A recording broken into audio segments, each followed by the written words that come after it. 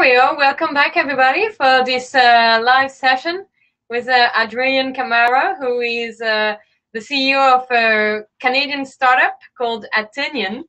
And it is really a pleasure to have Adrian with us today. He's going to share with you his journey towards building quite an incredible partnership with PwC. I really look forward to discovering more about what is Adrian doing, and also what Adrian has been doing for the legal tech with his startup. So I think Adrian, welcome here. Adrian, do you want to add something? Thank you for being here first, and do you want to add something about your profile and your journey and what you do, so live viewers know more about who you are? Sure. So thanks for having me.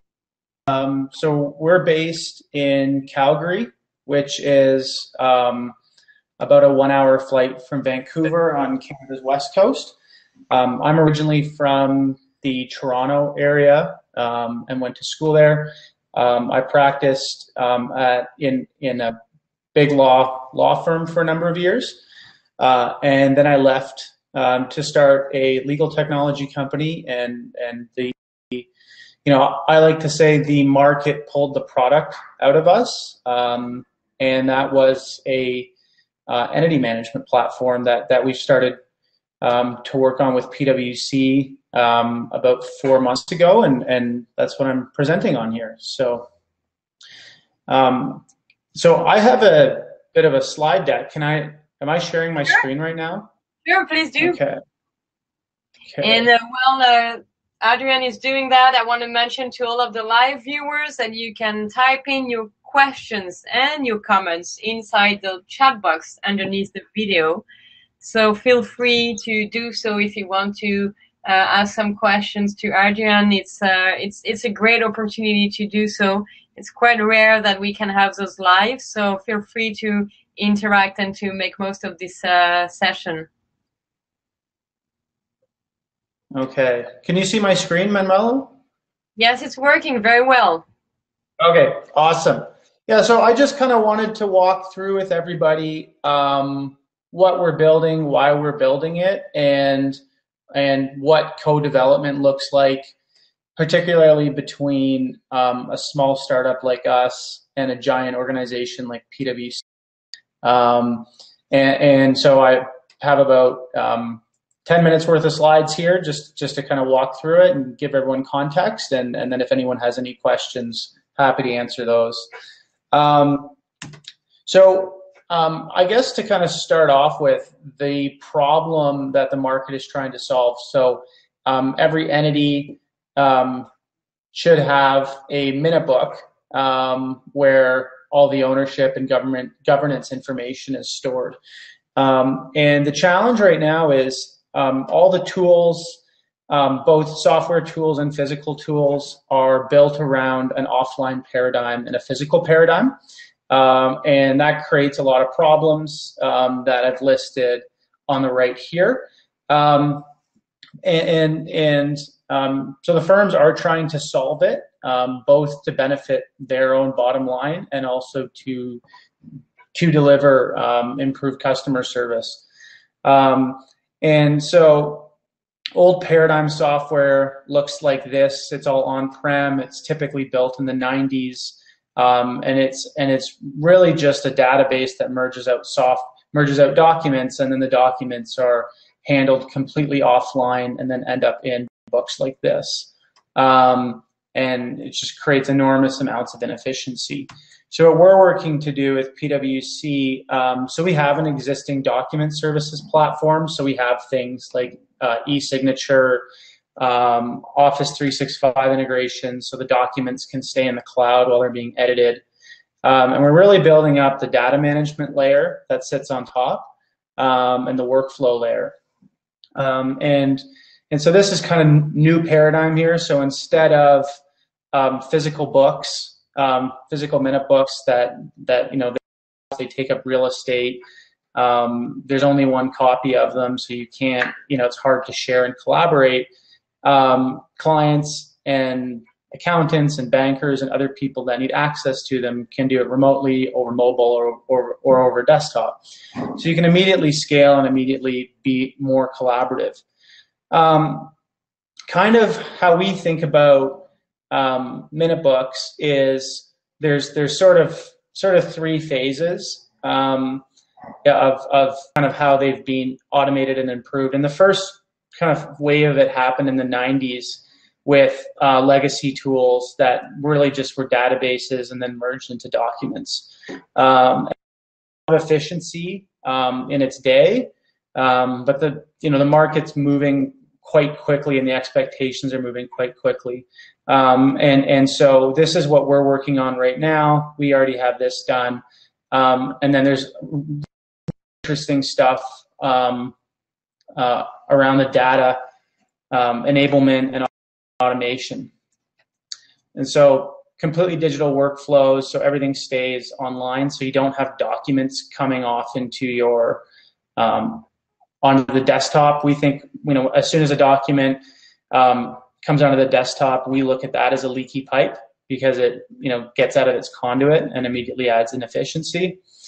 In terms of data enrichment, we look at minute books as an extremely rich source of client information, and that client information can be passed around into other services for both productivity and intelligence purposes. So, transaction management software is a really easy one. So you have tools like Doxly and closing folders. With the data that's sitting in the minute books, we can have a lot of the variables that sit in those fields pre-populated with client data. So things like company names, director names, dates, and that type of stuff.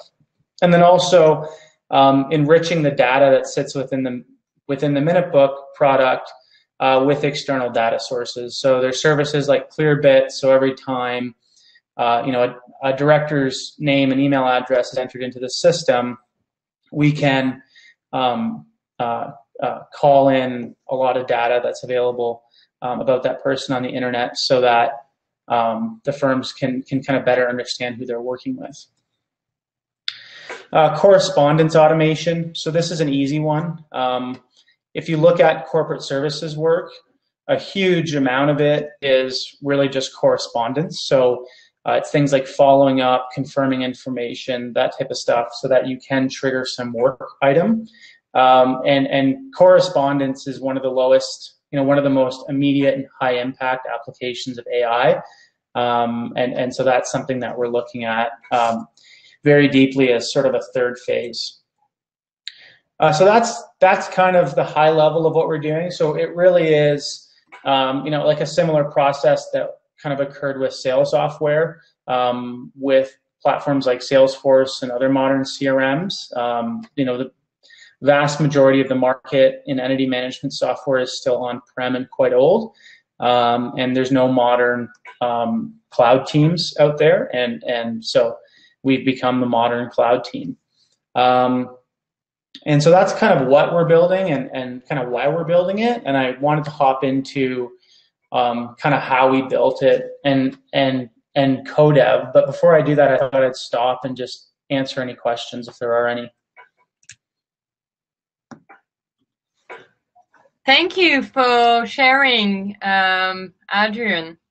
I really see that there's a lot of depth inside this platform that you've been creating. And I want to say that to all of the live viewers that it's time for you to ask questions to Adrian now in the chat box just underneath the video. And are you still with us, Adrian? Yep, I'm here. Let me see. I'm just going to stop sharing the screen so we can see you, which I think kind of nice for the Q&A. I actually have a question for you, Adrian. Did you go through any challenges on this journey to setting up this startup? And if so, do you want to share how you overcome them? Yeah, so challenges, I think the legal market is difficult market to build products for. We seem to be in a time where there's a lot of eagerness for new products, but when it actually comes down to purchasing and implementing, there's often a lot of friction. And so the thing that we learned very early on is you have to validate both your ideas and your sales opportunities with cash. So unless firms or legal departments are willing to cash down on the table as soon as possible, then you can't take the opportunity seriously. And now what is the next step for you? Yeah, so we're driving towards having this implemented into PwC by the end of August, early September. And then from there, we have a group of other large law firms that we're going to be deploying into. And hopefully through that process, it will allow us to harden the product enough that we can make it available to smaller law firms at scale.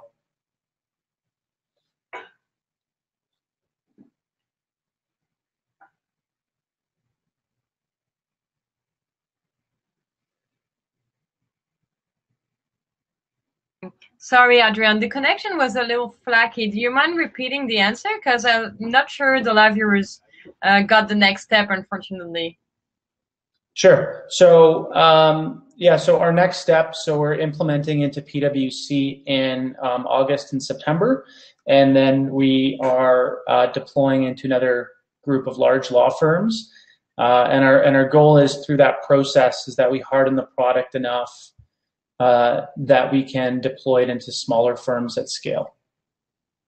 Oh, wow, that's fantastic.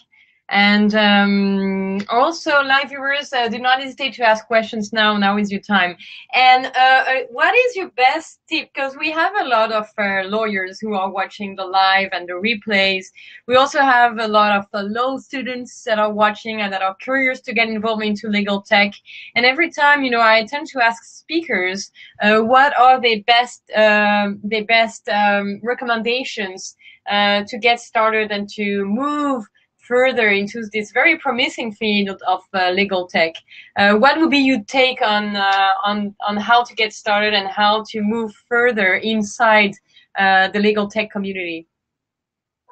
You know what, I would reach out to founders like myself that are, you know, at least a year or two into legal tech. Like I said, it's a very unique field, and it's important to understand sort of what the dynamics are. And there's a lot of opportunities that are obvious that will be extremely hard to get traction on. And so it is a bit of a minefield. And, you know, I think one of the reasons is we have in the legal industry a very unique regulatory space. And we also have a very unique economic framework with billable hours and client relationships, and so yeah, I would reach out to founders like myself and others on LinkedIn, or if you have access to their emails, and be usually very happy to talk with other people that are looking to come into the space. That's fantastic. Are you offering that we can connect with you then? Sure. Yeah. So what would be the best way to connect with you? Email, LinkedIn? LinkedIn would be the best. So LinkedIn will find you Adrian Camara. You can find Adrian Camara on LinkedIn and connect with Adrian if you have some questions about how to get started. And how can we help you, Adrian? Is there anything that the community can do to help you? Except, I would imagine, spread the word about what you do. But is there any things that we can do to help? Yeah, we're quite interested in understanding what legal entity management looks like in other parts of the world. So we have a really good understanding what it looks like in Canada and the United States. But I'd be quite interested if people are interested to reach out to me and if you think there is an opportunity in a country other than Canada and the US, I'd love to hear, about it and what this item of work looks like there. And what the requirements are. Fantastic. Well, thank you for bringing a call to action, Adrian. And also another question, because you have been doing obviously a great amount of research to build this tool, and you probably have a good understanding, or at least intuition, of what the future of distribution of services, distribution channel, and the future of corporate services. I'm pretty sure you have a good idea of what the future look like in terms of corporate services and the distribution channels. Would you like to share a little more about how you feel we are moving, in which direction we are moving, and what's the future on that specific channel? Sure. Yeah. So I think it's important to look at corporate services as a piece of work that most lawyers don't want to do, but that people like myself, and others in technology, we look at it as an extremely high source of engagement with the ultimate customer. And I think it's important to understand that legal is a fundamentally transactional business. It's not recurring. There's no guarantee that there'll be a piece of legal work out of any individual customer on a monthly basis or even on a yearly basis, with the exception of typically doing an annual filing for the entity, and also any kind of governance or ownership maintenance work that needs to be done in the company.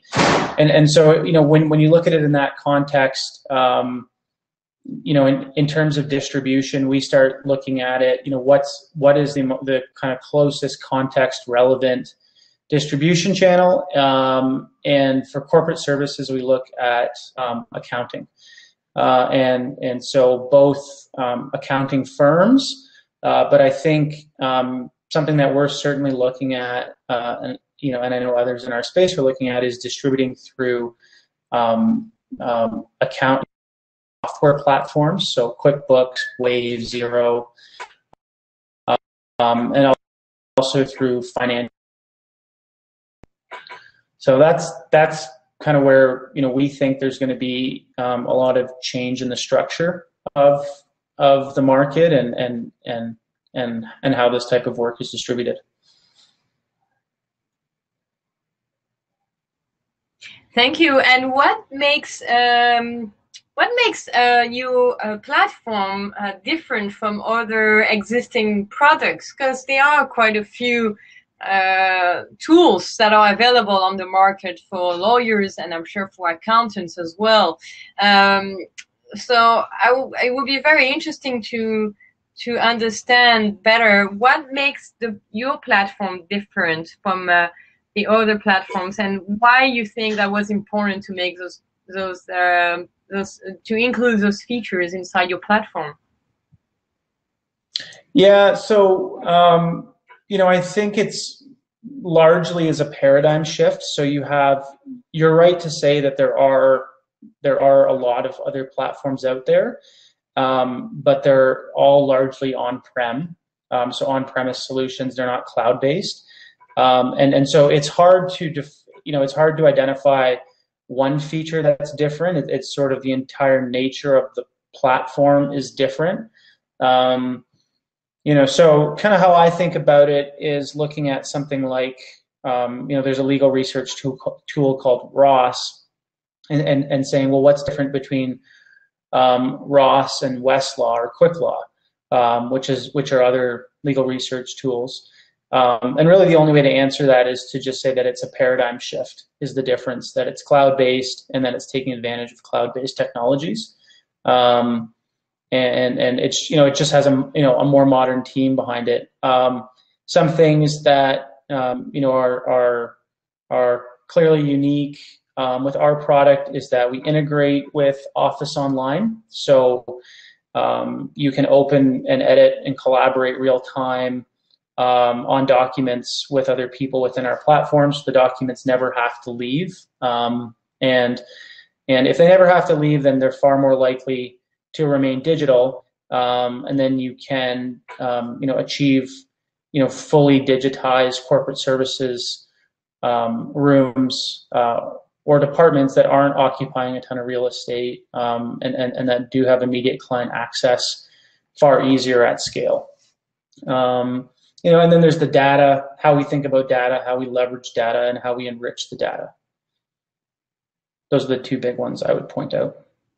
Well, thank you. That's I think that's great that you're making everything stay inside the platform. And when you talk about kind of leak for you is a digital document that is going paper or desktop. And I find that really interesting too, that you have managed to find a way to have everything integrated inside the digital era, which is the future now, where we are moving increasingly every day into a digital world. And those professions might have more difficulties doing so, given the traditional way of handling those documents is paper. And I think having everything integrated is a great tool.